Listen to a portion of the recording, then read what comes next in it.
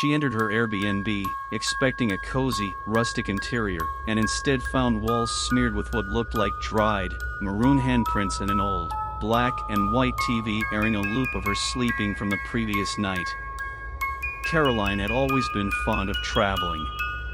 It offered her solace, a break from her monotonous 9-to-5 job. When she stumbled upon an ad for an authentic 1800s cottage experience on Airbnb, she was ecstatic. The pictures depicted a stone cottage, located on the outskirts of the small town of Hollowbrook, surrounded by dense woods. The cobblestone pathway leading to the cottage was overgrown with wild roses and thistles, giving it a whimsical, fairy tale-like charm. Upon arriving, the exterior was just as she imagined, quaint, cloaked by nature. However, upon unlocking the worn-out wooden door with the vintage key provided, the interior painted a very different picture. Gone were the plush furnishings and rustic adornments she saw online. Instead, the floorboards creaked under her weight, revealing patches of damp rot. The air inside was still, laden with a metallic tinge reminiscent of pennies or blood. In the living room, a moth-eaten sofa sat opposite a black and white television. The screen illuminated the dimly lit room, portraying a disturbingly clear video of Caroline, asleep in her bed, taken just the night before in her own home miles away. She felt the hairs on the back of her neck rise. The realization hit hard, she wasn't alone. But, wait. She reached into her pocket, pulling out her phone. Her thumb hovered over the emergency call button. But before pressing, she thought, what if the intruder is still inside? What if calling now puts me in even more danger? Imagine being in this dilapidated cottage, the only sound the disturbing video loop of your most vulnerable moments. What would you do? Would you risk calling for help or attempt to leave unnoticed? Think about it. And remember, the walls might have ears. From the very corners of the room, Caroline heard a faint whisper, soft as a murmur, "Stay." The voice was sibilant, drawn out, like the hiss of a snake. Inhaling sharply, she tiptoed towards the back door. Every creak of the floorboards sounded like thunder in the oppressive silence.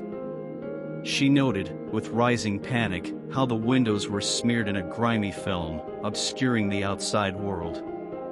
As she reached the kitchen, dread settled deeper into her chest. Laid out on the wooden table was an assortment of rusty tools, pliers, a handsaw, and ominously, a set of scalpels, stained with something dark and crusty. Adjacent to them, her own belongings, her wallet, passport, and house keys, displayed like trophies. Worse, there was a photo album she didn't recognize, filled with candid snapshots of her, taken over the course of many months. Drinking coffee at her local cafe, jogging in the park, laughing with friends. They were all there, proof of a silent, persistent shadow in her life. Swallowing hard, she carefully edged around the table, trying not to disturb the grim array. Her fingers brushed against a note left beside her belongings. It read, "I've been watching. I've always been watching." As her heart raced, Caroline felt an urge to bolt, but she knew she needed her belongings, especially her passport. Taking a deep breath, she reached for them. As she grabbed her items, a loud bang echoed throughout the cottage, coming from upstairs. She froze. Was someone there? In this horrific scenario, with your personal items laid out like bait, would you have risked retrieving them knowing a potential danger lurked just a floor above? Would you confront the unknown or flee without them, into the woods? Mustering courage she didn't know she had, Caroline decided to bypass the ominous banging from above and make her escape. She slipped her belongings into her bag, avoiding the rusty tools, and made her way to the back door. To her relief, it wasn't locked. The cool night air hit her face as she stepped into the overgrown garden. Yet, there wasn't a moment to breathe. The distant noise of something, or someone, coming from the house urged her forward. Without looking back, she delved into the woods, moonlight being her only guide. The dense canopy overhead reduced visibility, and every rustle behind her heightened her fear. She could hear a constant footfall, mirroring her own, always a few steps behind. The pursuer, was it the watcher from the photos? Seemed to know the woods better, closing the gap. Suddenly, a clearing emerged ahead, revealing a dilapidated shed. With the footfalls growing louder, Caroline made a snap decision to hide inside.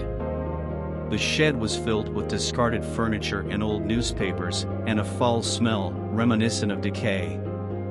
She took cover behind an old wooden cupboard, trying to muffle her ragged breaths. After what felt like hours, the door creaked open slowly. A shadowed figure stood at the entrance, sniffing the air like a predator searching for its prey.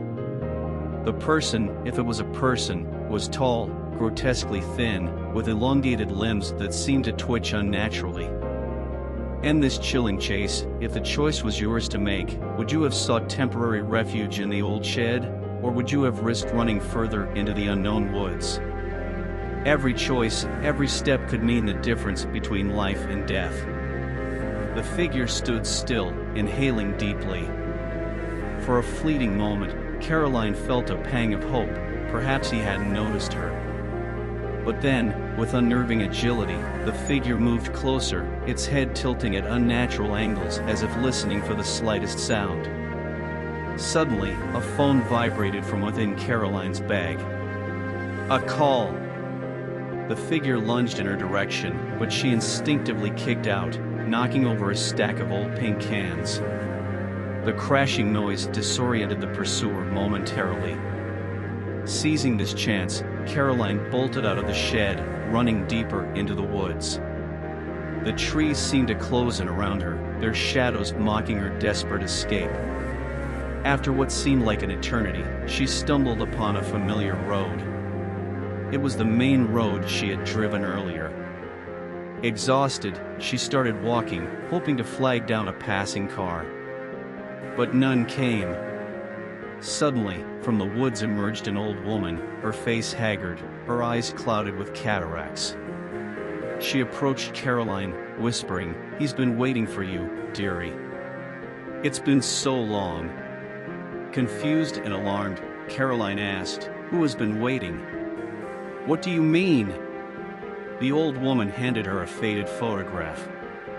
In it, Caroline saw the same cottage from the Airbnb, but it was pristine, vibrant, and in front of it stood a young woman who looked eerily like her, arm in arm with the tall, grotesque figure from the shed.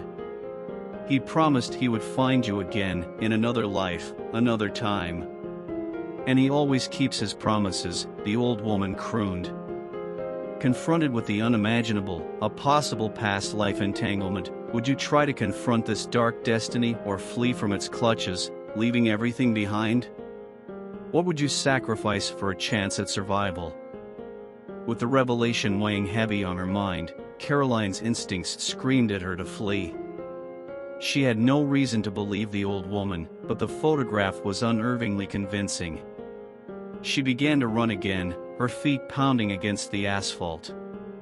The once comforting moonlight now seemed to mock her attempts to escape a destiny apparently long foretold. As she ran, a glint of metal caught her eye. It was her car. She must have come full circle through the woods. Frantically, she fumbled for her keys, praying the figure wouldn't find her first. As she unlocked the door, a cold hand gripped her shoulder. Swinging around, she came face to face with the grotesque figure, its face shrouded in shadows but its intent clear. Thinking quickly, she activated the car alarm. The blaring noise startled the figure, giving her just enough time to jump into her car and speed away. The road stretched endlessly, but Caroline didn't dare slow down until the cottage, the woods, and the night's horrors were far behind her. She found solace at a brightly lit motel several miles away. As she settled into her room, she took out the photograph handed to her by the old woman. Studying it closely, she realized the young woman wasn't her, but perhaps a distant relative, a grandmother maybe. She shuddered at the implications. Sleep was elusive, but by morning, Caroline was resolute. She'd never again travel alone, and certainly never trust another online listing without thorough research. Dear listeners of the sacred Scream Sanctum, I implore you to delve deep within your psyche and face the fears we've journeyed through together. If this tale sent shivers down your spine, please like, subscribe, and share your thoughts in the comments. Remember, horrors aren't always in the shadows, sometimes they're buried deep within our past, waiting for the perfect moment to resurface. Stay vigilant and always trust your instincts. Until next time, keep those screams sacred.